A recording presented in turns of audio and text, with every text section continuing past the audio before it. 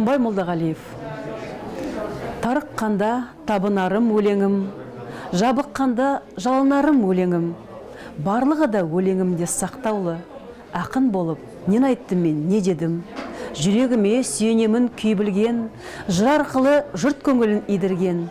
Ең алдымен сүйдім адамдарды мен, анам көріп, әкем көріп сүйдім мен. Сол өмірдің дегендерін құп алдым, әр қашанда көктем алдым, нұр алдым. Жақсы көрдім қатар жүрген достарды, табысына, шабысына қуандым. Көңілім деп ұқтым гүлді көк алды, өрге бастар өмірімнің жол алды.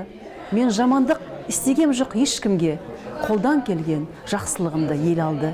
Көктемдегі көк өзендей тасимын, жалғыз ауыз жаман сөзден жасимын. Қатты сөзге барғаным жоқ ешкіммен, тәтті сөзге жебеушім деп басидым. Бірін-бірі сүйіп тұр ғой ормандар, өсиетсіз, қасиетсіз болмаңдар.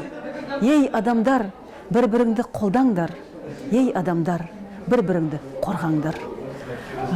Жыр оқу эстафетасын қазақ тілі мен әдебиеті мұғалімі Гүлнафис Пушановнаға жолдаймын.